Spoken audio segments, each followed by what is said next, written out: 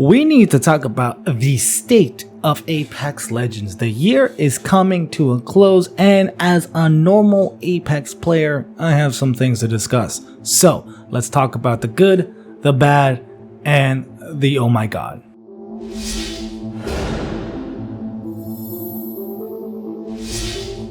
Before getting into the meats and potatoes, thank you so much for just being here. Welcome back if this isn't your first video, and hello if this is the first time you're seeing my content. My name is Flame078 and I'm a normal gamer trying to make content from this perspective, whether it be tips or tricks or guides for Apex currently, but I just hope to one day be an advocate for us normal gamers in the future.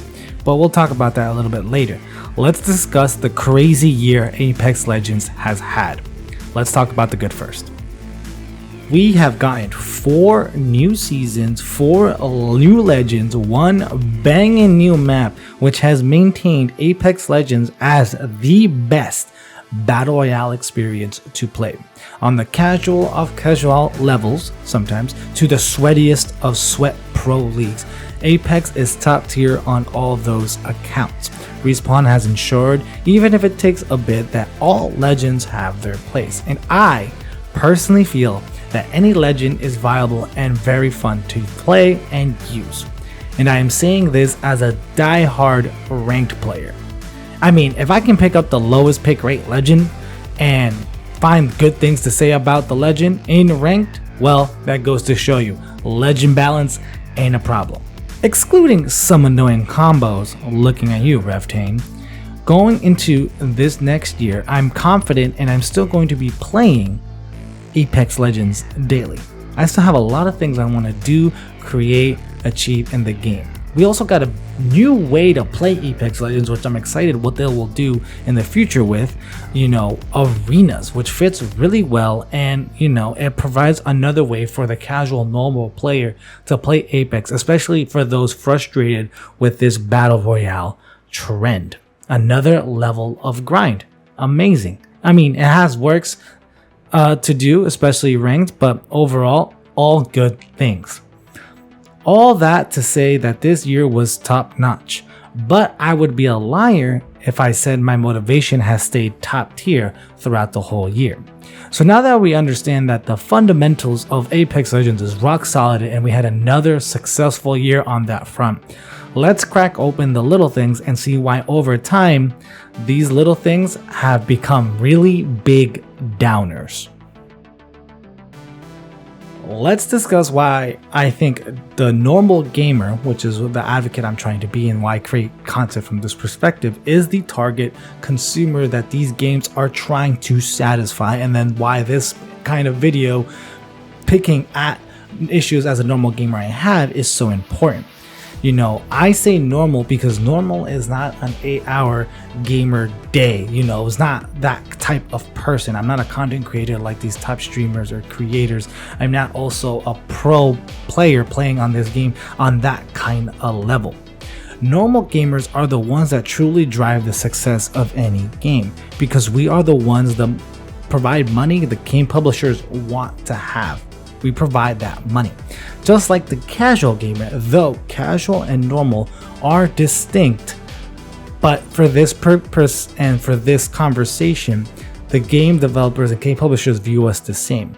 We are what make the games profitable. Hardcore players, dedicated players, fans of the franchise or the game studio in the business, they are just guaranteed money. They don't have to do literally anything to please these types of players or to get them to spend money. They are going to get their money.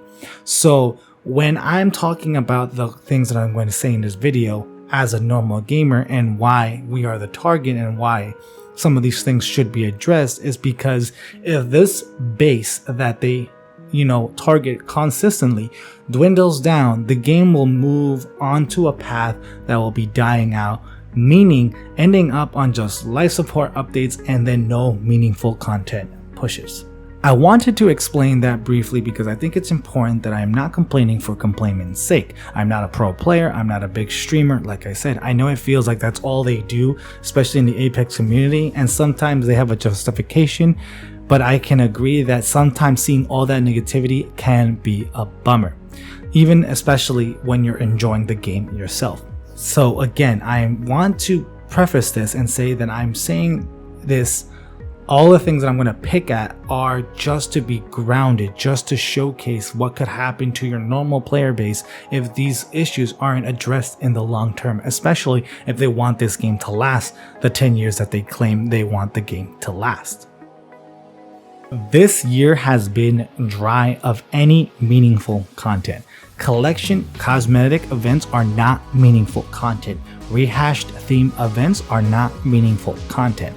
Re-releases of old maps is not meaningful content. Notice how I said meaningful.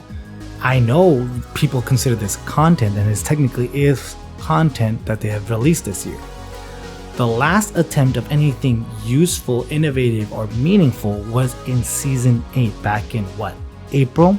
And that was a botched experience. An experience of different experiments which on paper should have been really fun and similar to one of the best LTMs Apex has produced, the Grand Soiree.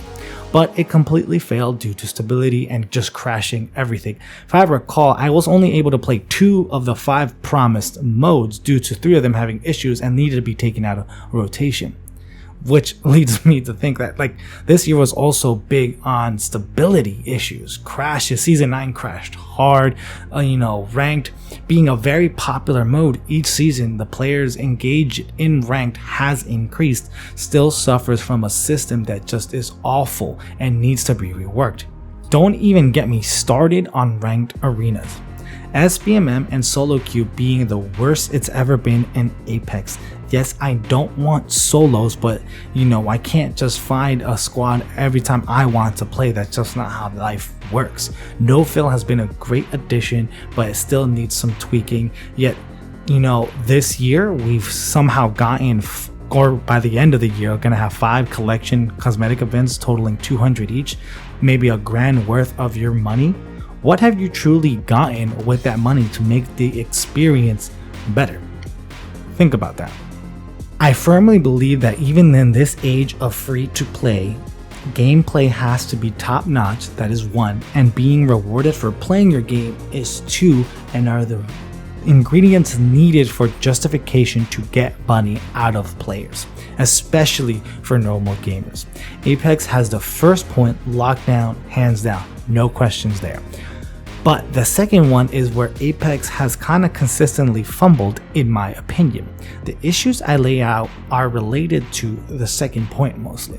Being rewarded takes many forms, and at the very bare minimum, what I think we should be asking is, damn, that was a great, damn, that was fun, damn, that was a memorable Apex session. Getting that feeling and saying that is enough.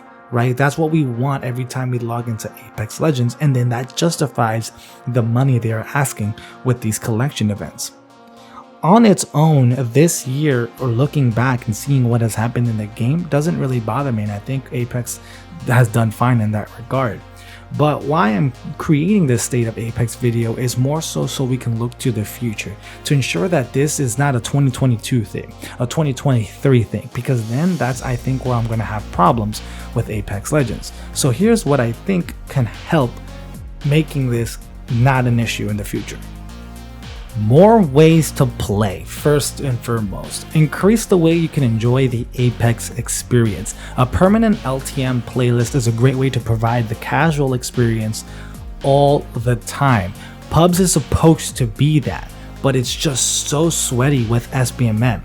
Then when new LTMs come out, you can just take over that playlist and boom, you just made a normal Apex session that much more appealing because you have more choices. It also is great filler in between season launches and these theme or collection events. I'm a big advocate for challenges and getting something from them. So enhance the battle pass with legendary skins that have recolorings, and then to get those recolorings, you just have to do certain challenges for them. I'm a big fan of the battle pass, but I feel sometimes maybe having things that are earnable in the gaming experience is more fun, and then again, it justifies dropping money for these expensive events. Let's talk about matchmaking. Improve the matchmaking. I know it sounds simple, but it's definitely a complicated issue. I understand that. However, can we just agree that we don't want the queue times to be bigger is a really stupid excuse? to not implement anything of what I'm about to say? Can we just agree on that?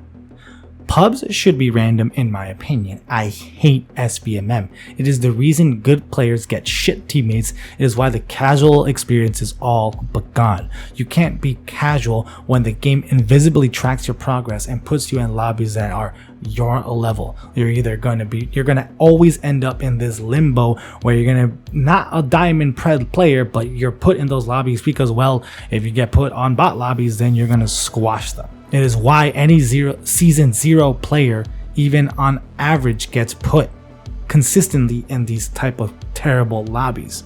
You're going to eventually plateau, and unless you improve, your matches will consistently kind of suck. Maybe to fix the solo queue experience, I don't know, just have a lobby full of only solo queue players.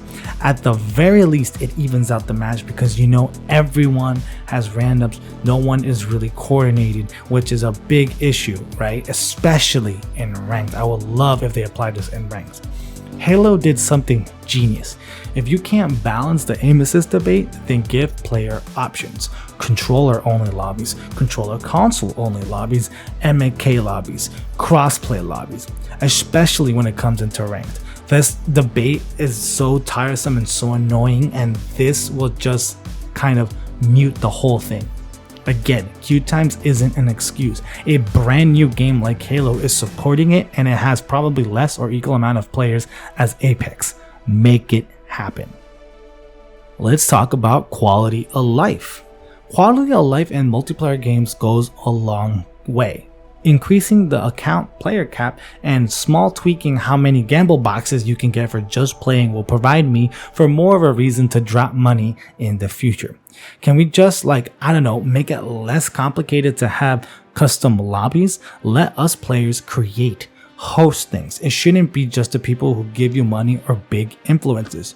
Halo custom lobby scenes should be the reason enough on why this access will only benefit the game. Cross progression. I sound like a broken horse here, but I know for a fact it is easy to do. Again, Halo is amazing here. I love playing on my PC, but I love then going to my couch and chilling and playing on my Xbox and still making progress. Yes, crossplay is a thing, and yes, we can set aim assist to PC values with PC players, but console version of the game is not optimized to make things actually fair.